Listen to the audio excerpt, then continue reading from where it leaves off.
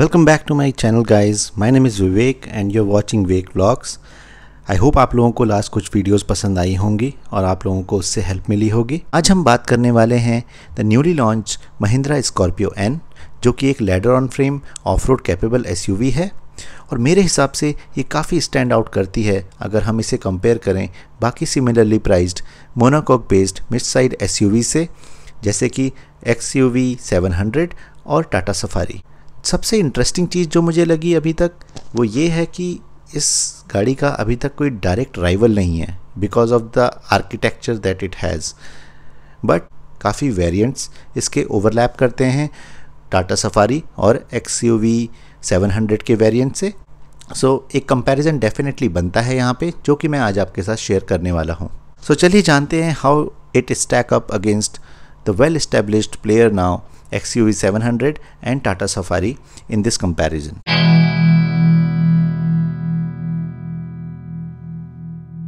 सबसे पहला पॉइंट जो मैं बात करना चाहूँगा वो है साइज़ और डायमेंशन का। अगर हम साइज़ की बात करें तो स्कॉर्पियो एन अपने सेगमेंट में सबसे टॉलेस्ट और वाइडेस्ट एसयूवी है। इसकी लेंथ अराउंड 4600 mm है, which is at par with the other two SUVs. XUV 700 की बात की जाए तो उसकी अराउंड 4695 mm है। वहीं मैं टाटा सफारी की बात करूं तो वो इन तीनों में सबसे छोटी है in terms of length with 4661 mm।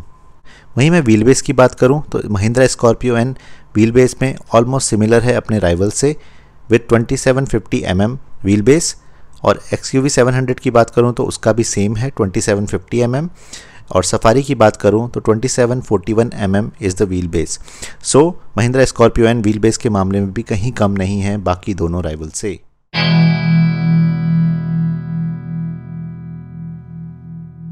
Second point की बात करें तो मैं पावर ट्रेन के बारे में बात करना चाहूँगा।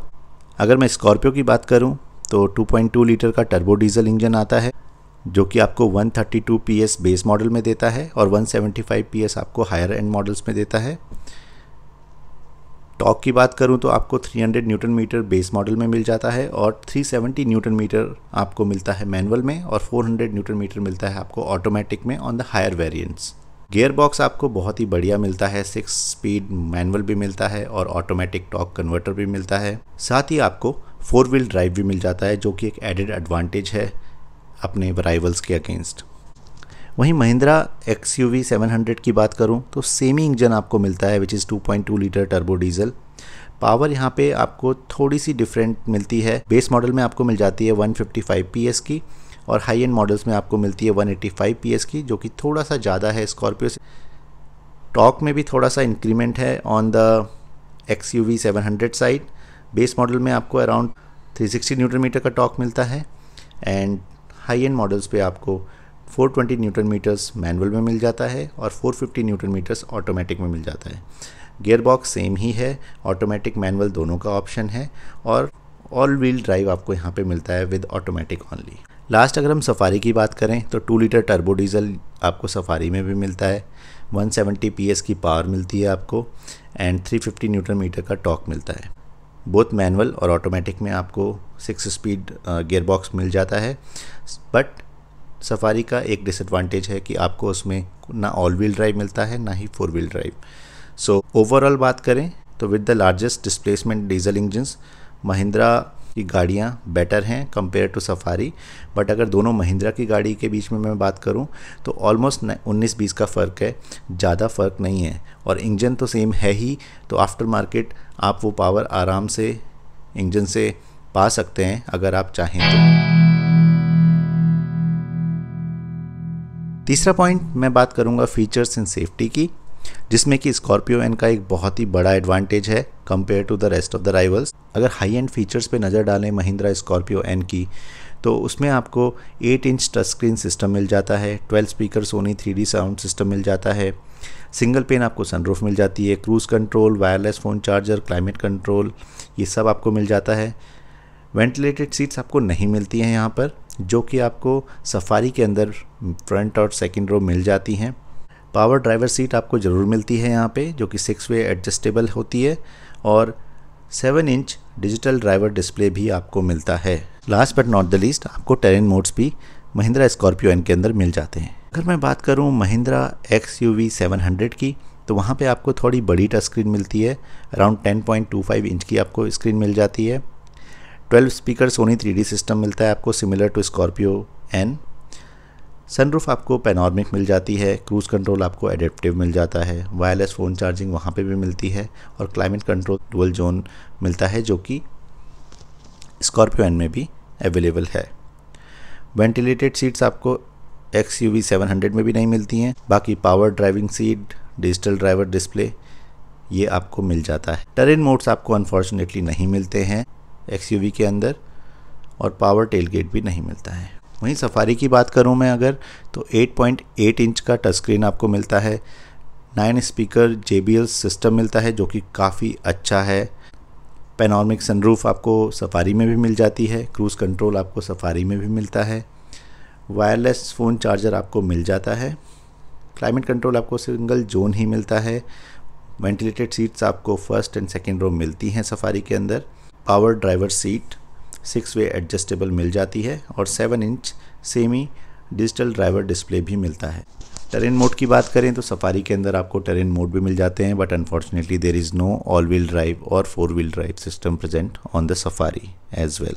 सो ओवरऑल इन तीनों गाड़ियों में जो फीचर हैं वो ऑलमोस्ट सिमिलर हैं। कहीं पे स्क्रीन का साइज़ थोड़ा बड़ा छोटा है, या थोड़ा वेंटिलेटेड सीट्स किसी में हैं या नहीं हैं, बट ओवरऑल अगर मैं फ़ीचर वाइज देखूं तो तीनों गाड़ियां अच्छी तरह से इक्विप्ड हैं।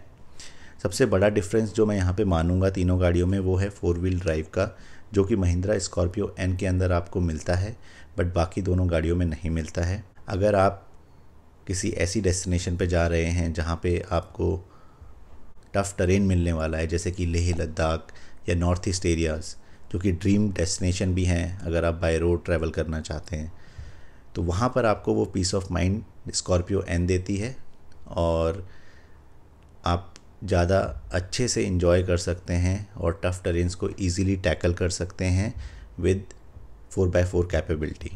मैं ये नहीं कह रहा कि XUV 700 या सफारी वहाँ नहीं जा सकती, but since these are front wheel drive vehicles with no proper 4x4 उतना बेटर परफॉर्म नहीं कर पाएंगी जितना कि स्कॉर्पियो एन करेगी। All wheel drive system XUV के अंदर आता है, but it is nothing if you compare it with a full 4x4 ladder on frame structure. इसके अलावा अगर बाकी फ़ीचर्स की बात करें तो सारी SUVs कॉमन फीचर सेट के साथ आती हैं, जैसे कि keyless entry, driving modes, push button start, auto headlight and wipers, connected car tech, Android Auto, Apple CarPlay. So ये सारी की सारी कॉमन फंक्शनैलिटी तीनों ही गाड़ियों में अवेलेबल हैं। बट मेरा पर्सनल पिक यहाँ पे स्कॉर्पियो एन इसलिए होगा क्योंकि वो आपको ऑफ रोड और ऑन रोड दोनों ही जगह अच्छा परफॉर्मेंस देता है।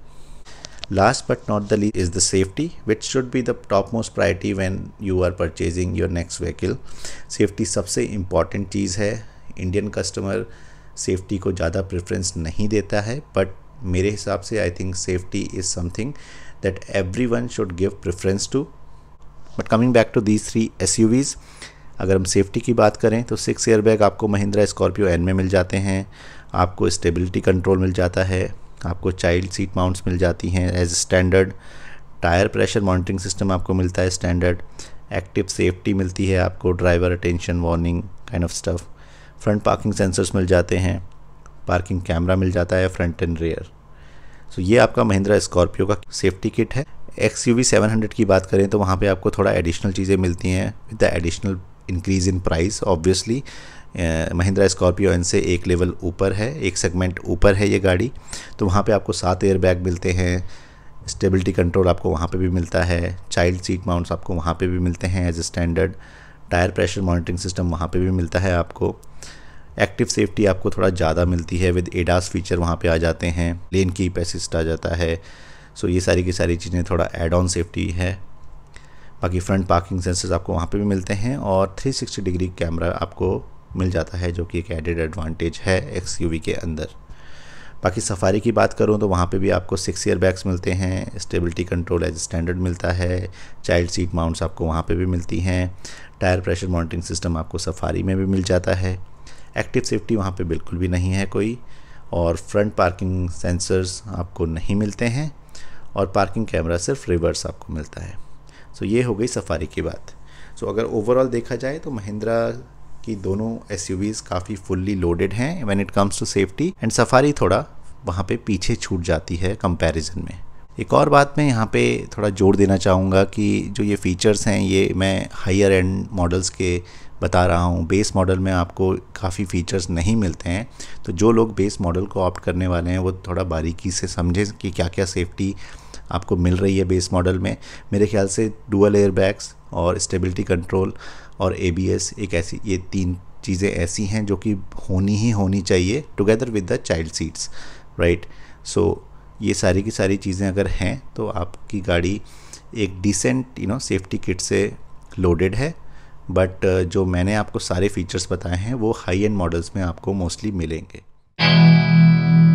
अगर मैं वर्डिक्ट की बात करूं कौन सी गाड़ी सबसे बेटर है, अगर मेरी माने तो मुझे स्कॉर्पियो एन काफ़ी वैल्यू फॉर मनी लगती है, क्योंकि वो आपको ऑन रोड कैपेबिलिटीज़ तो देती है बट साथ में फुल कंपैटिबल 4x4 कैपेबिलिटीज़ भी देती है, जिससे कि आप और ज़्यादा गाड़ी को एंजॉय कर सकते हैं अगर आप टफ टेरेन में ट्रैवल करना पसंद करते हैं और आप चाहते हैं कि आपको पीस ऑफ माइंड मिले। बाकी दोनों गाड़ियां भी कम नहीं हैं और वो भी आपको अच्छा एक्सपीरियंस देंगी। ऑब्वियसली जैसे इंटीरियर के मामले में XUV 700 थोड़ा बेटर है, बट ओवरऑल हम सारी चीज़ों को लें तो स्कॉर्पियो एन को थोड़ा सा एज है because of the price as well as the capability that it provides. I hope आपको ये कंपैरिजन पसंद आया होगा। अगर पसंद आया है तो डेफिनेटली वीडियो को लाइक करिए एंड अपने रिव्यूज़ ज़रूर कमेंट सेक्शन में शेयर करिए कि आप लोगों को क्या लगता है, और अगर कोई क्वेश्चन और क्वेरी है वो भी ड्रॉप करिए and I will try to revert back on those queries. So अभी के लिए इतना ही। Thank you so very much for watching the video and have a good day.